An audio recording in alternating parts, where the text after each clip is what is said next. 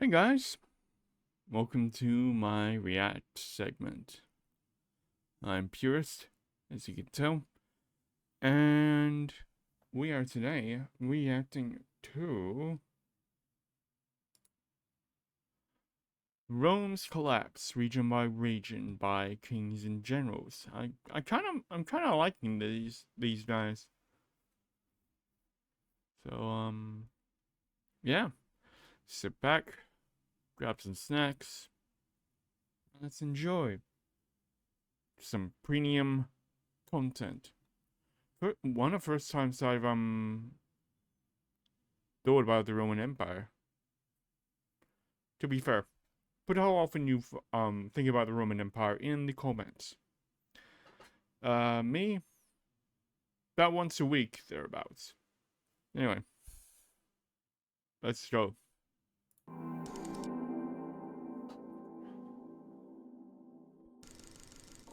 From the Caucasus to the Atlantic, and from the Nile to the Scottish Highlands, Roman hegemony stood tall over the Mediterranean world, unrivaled in its dominance and unparalleled in its influence. The empire boasted an effective political and civic administrative system that allowed it to control its conquered provinces with relative ease. Yet the ultimate fate of the Roman Empire is known to all, and today we will provide a region-by-region survey of its decline. But I keep pausing in inopportune moments. I was about to say, well, I have my own theories as to how the Roman Empire, lost. And all I can say is, you can kind of see hints of it if you look in the news and what's happening in America. That's all I'm saying. An era of Constantine the Great to the final fall of the city he founded in 1453, we will explore. Okay, sorry. This is a bit of a tangent, but I can't believe how, see, I'm playing, Stellaris on this channel, and I should have taken a, taken a screenshot, but there's an empire, in, one of the games I'm running. It's like specifically the Carthaginian campaign, which will come up after the Roman campaign, because it's kind of running down. But there's an empire in that game called the 1453 Tribunal. I'm stealing that. That was just, I mean, the game I'm running is modded, but damn, that is such a good fucking name. I mean, I know it's probably just like a random sequence in numbers, but the odds of that happening when I'm playing the goddamn Carthaginians, though. Anyway, I just had to get that out there. How each province the Roman Empire controlled at its height was lost. Welcome back to the next installment of Life in the Roman World, in which we will summarize the entire history of the Empire's territorial shrinkage. Okay, I had no idea this was part of a series. I know what we're doing next. If you're a commoner, it might not make a difference whose province you're living in, Oh, but ad. nowadays who your overlords are Ad. determines what you can and can't see online. Which is why we've got a special deal with our sponsor today, NordVPN, at nordvpn.com/kingsandgenerals. Yes, both companies and governments can and will limit what Go to get information that pay enters their packet. domains, from things like Netflix only streaming I'm gonna certain take a drink. shows to certain places, to entire sites like YouTube being blocked, to governments actively censoring news. Oh, actually, speaking of, I need to watch the new season of Fallout. I need to remember to do that. Yes. Thank you for reminding me. Best bet is to ignore it all and be a citizen of the world by using NordVPN on any and all of your devices. In one click, your I'm sorry, man. You can only afford to be a citizen of the world if you're freaking rich. That's like the whole point. Although you technically could do it by like building like a random like barge out in the middle of international waters, then I suppose you could do that. Some guy actually did that in with Sealand. Look it up. It's very weird. virtual location is altered, giving you access to the internet as seen in another country. Or if you're traveling, get back to how things are at home. That means no regional price gouging, censored information, or blanket bans will concern you anymore. Plus, Nord's threat protection features protects you from the dangers of the internet wherever you are, whether you use the VPN or not. Not to mention, all your NordVPN activity is encrypted and never logged, boosting your security and anonymity while you regain full internet freedom. Try it out today with 4 months of extra coverage added for free to a 2-year plan when you sign up at nordvpn.com/kingsandgenerals. They offer a 30-day money-back guarantee, so there's no risk in giving it a go. That's nordvpn.com/kingsandgenerals. Despite Rome's seemingly unassailable position as arbiter of the Mediterranean during the first centuries of the Common Era, it soon became hampered by constant infighting, religious discord, corruption, reliance on mercenaries, collapse of trade and finance, assassinations, usurpations, and foreign invasions. Foreign invasion. I mean, to be honest, the only, like,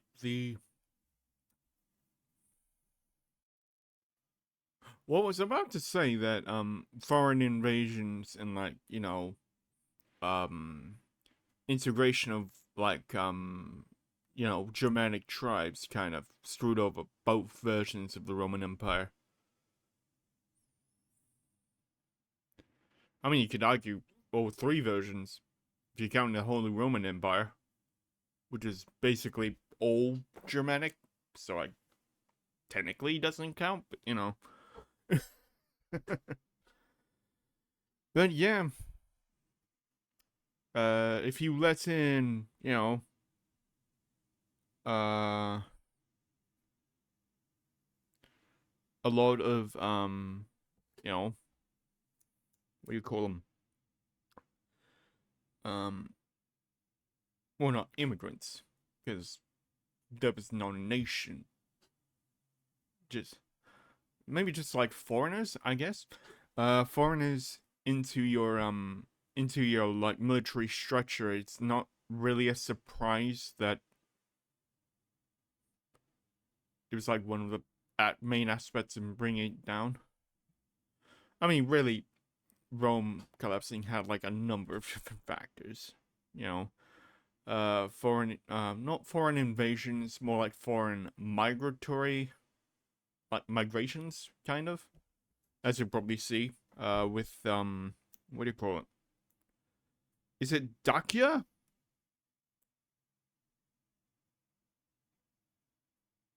I can't remember. Yeah, there's like a couple of them. Like, happened at, like, around the same time. Example, during the crisis of the 3rd century, which began in 235 CE. I was literally about to mention this.